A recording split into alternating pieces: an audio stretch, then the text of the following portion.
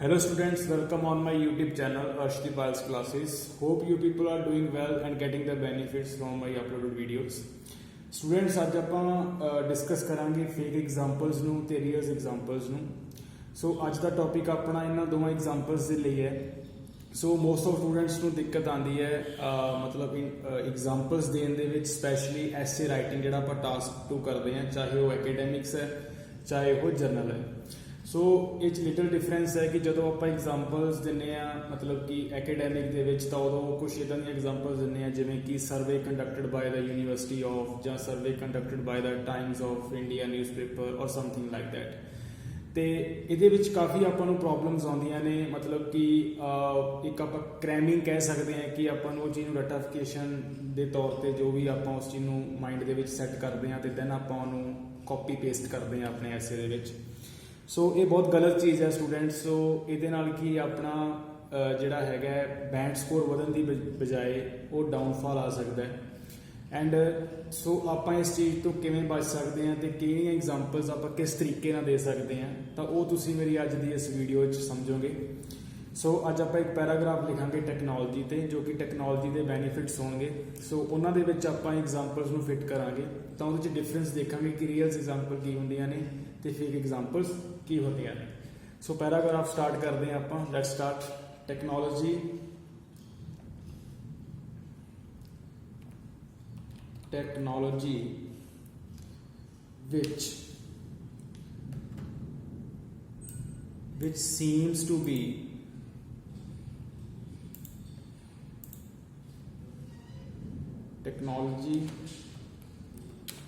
which seems to be rising overwhelmingly may lead to certain benefits ਨੂੰ ਆਪਾਂ ਇੱਥੇ advantages ਵੀ ਕਹਿ ਸਕਦੇ ਹਾਂ, ਉਹ ਗਲਤ ਨਹੀਂ ਹੈਗਾ। ਐਡਵਾਂਟੇजेस ਫੁੱਲ ਸਟਾਪ, ਜਾਂ ਫੁੱਲ ਸਟਾਪ ਦੀ ਜਗ੍ਹਾ ਤੇ ਆਪਾਂ ਸੈਮੀਕੋਲਨ ਯੂਜ਼ ਕਰ ਸਕਦੇ ਹਾਂ। ਸੈਮੀਕੋਲਨ ਤੋਂ ਬਾਅਦ ਟੀ ਸਮਾਲ ਰੱਖਾਂਗੇ, ਜੇ ਫੁੱਲ ਸਟਾਪ ਹੋਵੇ ਤਾਂ ਕੈਪੀਟਲ ਆਏਗੀ ਟੀ, ਇਸ ਚੀਜ਼ ਦਾ ਖਿਆਲ ਰੱਖਣਾ। The first and foremost is time saving. So ਜਿਹੜੀ ਪਹਿਲੀ ਤੇ ਪ੍ਰਮੁੱਖ ਜਿਹੜੀ ਐਡਵਾਂਟੇਜ ਹੈ ਉਹ ਆਪਾਂ ਇੱਥੇ ਮੈਂਸ਼ਨ ਕੀਤੀ ਹੈ, ਟਾਈਮ ਸੇਵਿੰਗ। ਸੋ ਪਹਿਲੀ ਆਪਣੀ ਜਿਹੜੀ ਹੈ ਸਟਾਰਟਿੰਗ ਲਾਈਨ ਹੈ, ਤਾਂ ਜਿੱਦਾਂ ਆਪਾਂ BB1 ਦੇ ਵਿੱਚ ਕਰਦੇ ਹਾਂ ਇਸ ਤਰੀਕੇ ਦੇ ਨਾਲ। ਸੈਕਿੰਡ ਆਪਾਂ ਆਪਣਾ ਟੌਪਿਕ ਸੈਂਟੈਂਸ ਦਿੱਤਾ ਹੈ, ਮਤਲਬ ਆਈਡੀਆ, ਤਾਂ ਅੱਗੇ ਇਸ ਨੂੰ ਆਪਾਂ ਇਲੈਬੋਰੇਟ ਕਰਾਂਗੇ। To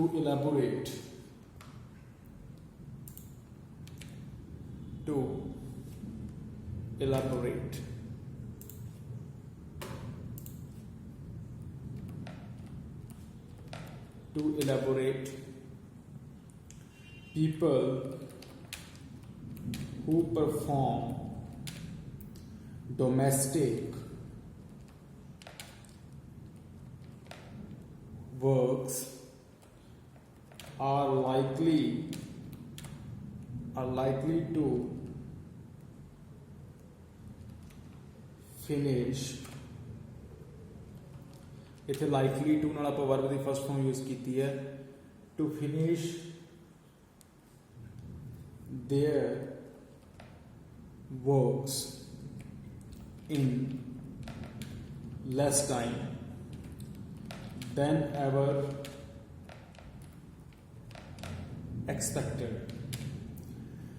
ਸੋ ਇਹ ਤੁਸੀਂ ਦੇਖ ਸਕਦੇ ਹੋ ਆਪਾਂ ਇਹਦੇ ਵਿੱਚ ਕੀ ਕਿਹਾ ਕਿ ਜਿਹੜੀ ਟੈਕਨੋਲੋਜੀ ਹੈ which seems to be rising overwhelmingly, right, ਉਹ ਯਾਨੀ ਕਿ ਤੇਜ਼ੀ ਨਾਲ ਵੱਧ ਰਹੀ ਹੈ, ਮਤਲਬ ਕਿ ਜਾਪਦੀ ਹੈ ਕਿ ਉਹ ਤੇਜ਼ੀ ਨਾਲ ਵੱਧ ਰਹੀ ਹੈ। seem to ਦਾ ਮਤਲਬ ਹੁੰਦਾ ਐਸਾ ਲੱਗਦਾ ਹੈ, ਐਸਾ ਜਾਪਦਾ ਹੈ, ਤੇ ਇੱਥੇ B ਨਾਲ ਆਪਾਂ ING ਫਾਰਮ ਯੂਜ਼ ਕੀਤੀ ਹੈ।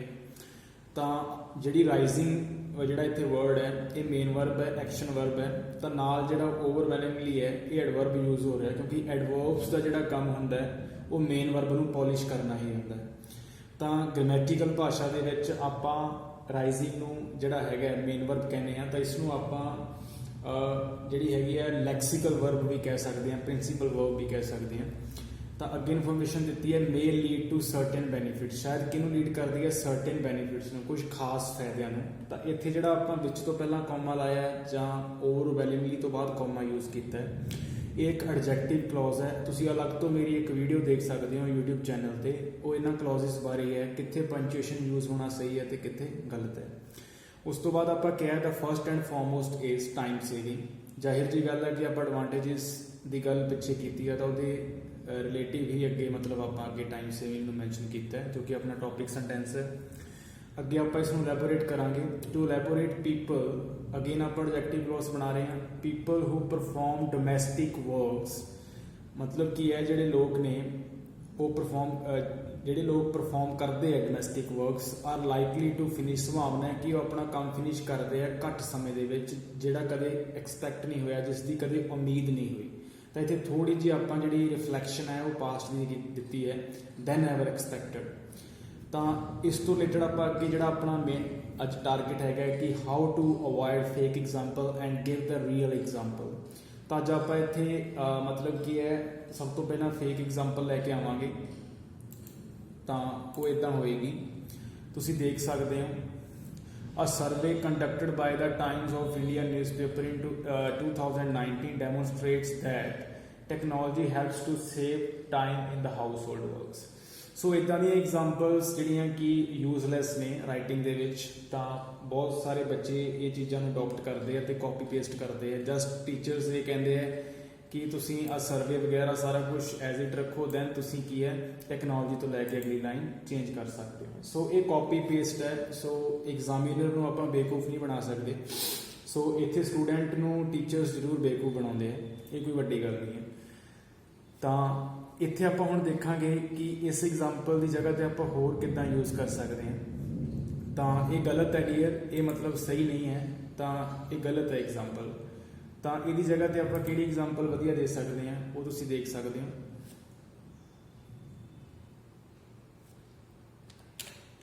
ਇੱਥੇ ਆਪਾਂ ਕਹਿ ਸਕਦੇ ਹਾਂ ਐਜ਼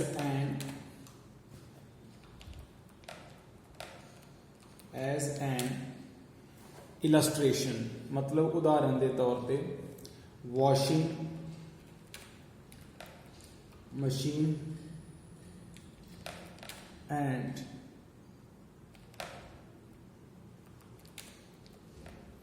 ਵੈਕਿਊਮ ਕਲੀਨਰ। ਤਾਂ ਇਹ ਅਪਲਾਇੰਸਿਸ ਇੱਕ ਜਨਰਲੀ ਹੈ ਕਿ ਆਪਣੇ ਘਰਾਂ ਦੇ ਵਿੱਚ ਯੂਜ਼ ਕੀਤੇ ਜਾਂਦੇ ਹੈ। As an illustration washing machine and vacuum cleaner. ਤਾਂ ਥੋੜਾ ਜਿਹਾ ਇਹਨੂੰ ਅਲੱਗ ਕਲਰ ਤੋਂ ਕਰਾਂਗੇ ਤਾਂ ਜੋ ਮਤਲਬ ਇਹਨੂੰ ਵਧੀਆ ਤਰੀਕੇ ਨਾਲ ਥੋੜਾ ਜਿਹਾ ਸਮਝਿਆ ਜਾਵੇ, ਦੇਖਿਆ ਜਾਵੇ। As an illustration washing machine and vacuum cleaner are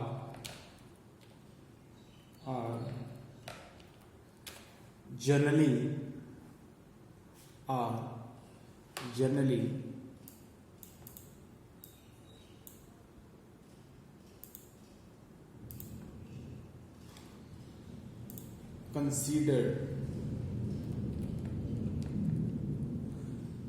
considered to be major appliances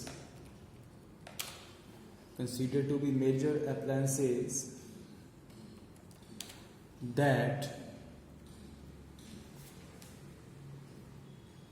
take, ज़्यादा नहीं ऐसे नहीं लवांगे, that take less time to complete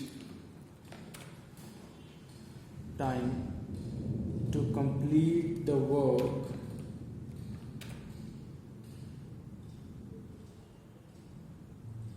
then manually। So example ਹੈ ਜਿਹੜੀ ਬਿਲਕੁਲ ਜੈਨੂਅਨ ਹੈ, ਤੁਸੀਂ ਦੇਖ ਸਕਦੇ ਹੋ। ਰੀਅਲ ਐਗਜ਼ਾਮਪਲ ਆਪਾਂ ਦਿੱਤੀ ਹੈ। ਉਦਾਹਰਨ ਦੇ ਤੌਰ ਤੇ ਵਾਸ਼ਿੰਗ ਮਸ਼ੀਨ ਤੇ ਵੈਕਿਊਮ ਕਲੀਨਰ ਹੈ ਜਿਹੜਾ ਉਹ ਆਮ ਤੌਰ ਤੇ ਜਨਰਲੀ ਕੰਸੀਡਰ ਕੀਤੇ ਜਾਂਦੇ, ਮੰਨੇ ਜਾਂਦੇ ਆ ਮੇਜਰ ਅਪਲਾਇੰਸਿਸ। ਬੀ ਨਾਲ ਤੁਸੀਂ ਦੇਖ ਸਕਦੇ ਹੋ ਆਪਾਂ ਮੇਜਰ ਵਰਡ ਯੂਜ਼ ਕੀਤਾ, ਸੋ ਇਹ ਐਡਜੈਕਟਿਵ ਹੈ। ਬੀ ਨਾਲ ਕਾਫੀ ਚੀਜ਼ਾਂ ਯੂਜ਼ ਹੁੰਦੀਆਂ, ING form, third form, past participle form of verb ਕਹਿ ਸਕਦੇ ਹਾਂ। ਤਾਂ ਕੁਛ ਇਸ ਤਰੀਕੇ ਦੇ ਨਾਲ ਮਤਲਬ ਕਿ ਕੰਸੀਡਰ ਕੀਤੇ ਜਾਂਦੇ ਆ major appliances that take less time, ਜੋ ਘੱਟ ਸਮਾਂ ਲੈਂਦੇ ਆ ਕੰਮ ਨੂੰ ਪੂਰਾ ਕਰਨ ਦੇ ਲਈ, ਦੈਨ ਮੈਨੂਅਲੀ। ਮਤਲਬ ਕਿ ਜੇ ਆਪਾਂ ਹੱਥੀਂ ਕੰਮ ਕਰਦੇ ਹਾਂ ਤਾਂ ਜ਼ਿਆਦਾ ਸਮਾਂ ਲੱਗਦਾ ਹੈ, ਬਟ ਇਹਨਾਂ ਦੀ ਮਦਦ ਦੇ ਨਾਲ ਘੱਟ ਸਮੇਂ ਦੇ ਵਿੱਚ ਕੰਮ ਆਪਾਂ ਪੂਰਾ ਕਰ ਸਕਦੇ ਹਾਂ। ਸੋ ਇੱਕ ਇਹ ਐਗਜ਼ਾਮਪਲ ਹੈ, ਇੱਕ ਉੱਪਰ ਐਗਜ਼ਾਮਪਲ ਹੈ, ਤੁਸੀਂ ਫਰਕ ਦੇਖ ਸਕਦੇ ਹੋ। ਤਾਂ ਇਹਨਾਂ ਦੇ ਵਿੱਚ ਬਹੁਤ ਜ਼ਿਆਦਾ ਡਿਫਰੈਂਸ ਹੈ। ਸਟਾਰਟਿੰਗ ਦੇ ਵਿੱਚ ਆਪਾਂ ਇਹਨਾਂ ਚੀਜ਼ਾਂ ਦਾ ਸਹਾਰਾ ਲੈਂਦੇ ਹਾਂ, ਬਟ ਜਿੱਦਾਂ ਹੀ ਆਪਾਂ ਲਿਟਰਲੀ ਚੀਜ਼ ਨੂੰ ਡੈਪਥ ਤੱਕ ਕਲੀਅਰ ਕਰਦੇ ਹਾਂ ਤਾਂ ਦੈਨ ਆਪਾਂ ਨੂੰ ਪਤਾ ਲੱਗਦਾ ਕਿ ਰਿਐਲਿਟੀ ਕੀ ਹੈ ਔਰ ਅਸੀਂ ਕੀ ਕਰ ਰਹੇ ਹਾਂ। ਸੋ ਇਸ ਤੋਂ ਅੱਗੇ ਕੀ ਹੈ, ਆਪਾਂ ਇੱਕ ਹੋਰ ਪੁਆਇੰਟ ਰੱਖਾਂਗੇ। ਅਨਦਰ ਮੇਜਰ ਪ੍ਰੋ, ਸਿੰਗੂਲਰ ਹੈ ਮਤਲਬ ਬੈਨੀਫਿਟ ਆਪਾਂ ਕਹਿ ਸਕਦੇ ਹਾਂ pro, is traveling with the help of vehicles, whether ਤੋਂ ਪਹਿਲਾਂ comma use ਹੋਗਾ, whether they are private or public। ਜਾਂ ਮਤਲਬ ਕੀ ਹੈ, ਪ੍ਰਾਈਵੇਟ ਵਹੀਕਲ ਹੈ ਜਾਂ ਕੀ ਉਹ ਪਬਲਿਕ ਹੈ। ਮਤਲਬ ਪ੍ਰਾਈਵੇਟ ਦੇ ਵਿੱਚ ਕਾਰਸ ਬਾਈਕਸ ਆ ਜਾਂਦੀਆਂ ਔਰ ਪਬਲਿਕ ਦੇ ਵਿੱਚ ਟ੍ਰੇਨਸ ਬੱਸਿਸ ਔਰ ਕੁਛ ਇਸ ਤਰ੍ਹਾਂ ਦੇ vehicles. Public by which people can, ਜਾਂ ਤੁਸੀਂ ਕਹਿ ਸਕਦੇ ਹੋ might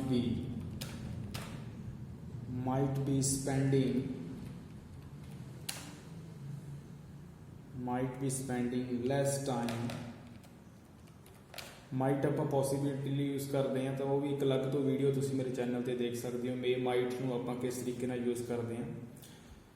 might be spending less time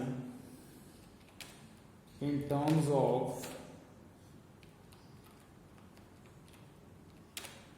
computing. ਤਾਂ ਤੁਸੀਂ ਇਹ ਦੇਖ ਸਕਦੇ ਹੋ ਆਪਾਂ ਇਹਨੂੰ ਕਿਸ ਤਰੀਕੇ ਨਾਲ ਕੀਤਾ ਹੋਇਆ। In terms of commuting,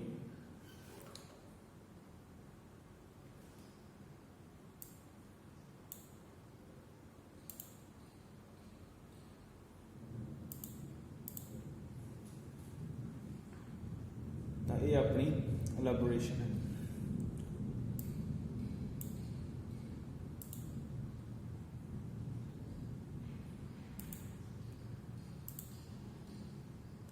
right. ਤਾਂ ਹੁਣ ਇਹਦੇ ਰੈਲੀਵੈਂਟ ਆਪਾਂ ਕੋਈ ਐਗਜ਼ਾਮਪਲ ਦੇਣੀ ਹੋਵੇ, ਆਪਾਂ ਗੱਲ ਟਰੈਵਲਿੰਗ ਦੀ ਕੀਤੀ ਹੈ ਕਿ ਅਨਦਰ ਜਿਹੜੀ ਮੇਜਰ ਐਡਵਾਂਟੇਜ ਹੈਗੀ ਉਹ ਟਰੈਵਲਿੰਗ ਹੈ। ਕਿਹਦੀ ਮਦਦ ਦੇ ਨਾਲ, ਵਹੀਕਲ ਦੀ ਮਦਦ ਦੇ ਨਾਲ, ਚਾਹੇ ਉਹ ਪ੍ਰਾਈਵੇਟ ਹੈ ਜਾਂ ਪਬਲਿਕ ਹੈ। By which people might be spending less time in terms of commuting. ਤਾਂ ਸ਼ਾਇਦ ਜਿਹੜੇ ਲੋਕ ਘੱਟ ਸਮਾਂ ਬਿਤਾ ਰਹੇ ਆ ਕਿ ਇਨ ਟਰਮਸ ਆਫ ਕਮਿਊਟਿੰਗ, ਕਿਸ ਦੇ ਮਾਮਲੇ ਦੇ ਵਿੱਚ, ਟਰੈਵਲਿੰਗ ਦੇ ਮਾਮਲੇ ਦੇ ਵਿੱਚ। ਸੋ ਬਾਈ ਵਿੱਚ ਤੋਂ ਕੌਮਾ ਅਗੇਨ ਇੱਥੇ ਕੀ ਹੈ, ਕਿਉਂ ਲੱਗਿਆ ਹੈ, ਪ੍ਰੈਪੋਜੀਸ਼ਨ ਤੇ ਰਿਲੇਟਿਵ ਪ੍ਰੋਨਾਊਨ ਦਾ ਯੂਜ਼ ਹੈ। ਬਾਈ ਪ੍ਰੈਪੋਜੀਸ਼ਨ ਹੈ ਤੇ ਵਿੱਚ ਰਿਲੇਟਿਵ ਪ੍ਰੋਨਾਊਨ ਹੈ। ਤਾਂ ਰਿਲੇਟਿਵ ਪ੍ਰੋਨਾਊਨਸ ਇਕੱਲੇ ਵੀ ਯੂਜ਼ ਹੁੰਦੇ ਆ ਐਂਡ ਵਿਦ ਪ੍ਰੈਪੋਜੀਸ਼ਨ ਵੀ ਹੋ ਜਾਂਦੇ ਆ। ਜਿਵੇਂ ਆਪਾਂ ਕਹਿਣਾ ਹੋਵੇ, ਜਿਵੇਂ ਆਪਾਂ ਕਿਸੇ ਦਾ ਨਾਮ ਲੈਂਦੇ ਹਾਂ, ਕੋਈ ਵੀ ਨਾਮ ਤੁਸੀਂ ਲੈ ਲਓ, Manpreet Singh with whom I discuss most of the problems has a good knowledge. ਇਹ ਕੁਛ ਇਸ ਤਰੀਕੇ ਨਾਲ ਆਪਾਂ ਪ੍ਰੈਪੋਜੀਸ਼ਨ ਨਾਲ ਮਤਲਬ ਕੀ ਹੈ, ਰਿਲੇਟਿਵ ਪ੍ਰੋਨਾਊਨ ਨੂੰ ਯੂਜ਼ ਕਰ ਸਕਦੇ ਹਾਂ। ਸੋ ਇਹਦੇ ਅਕੋਰਡਿੰਗ ਐਗਜ਼ਾਮਪਲ ਕੀ ਹੋਏਗੀ, ਜੇ ਆਪਾਂ ਐਗਜ਼ਾਮਪਲਸ ਨੂੰ ਦੇਖੀਏ, to cite an example, to cite an example.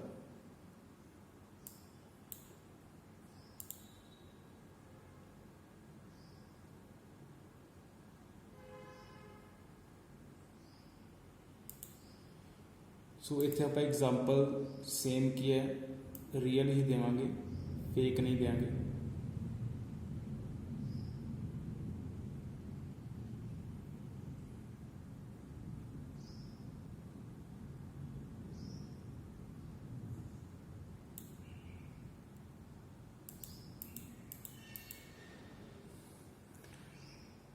To cite an example, comma,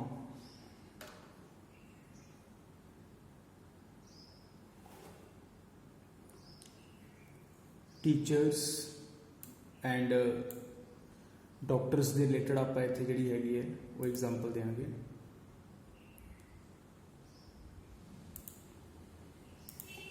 doctors comma teachers comma and bank employees. इत्थे एंड ना कॉमा क्यों लगे है जी, तुसीं मेरी अलग तो वीडियो यूट्यूब पे देख सकते हो कित्थे एंड तो पहला कॉमा लाना है और कित्थे नहीं लाना। And bank employees and bank employees who use public and private transportation, who use public and private transportation reach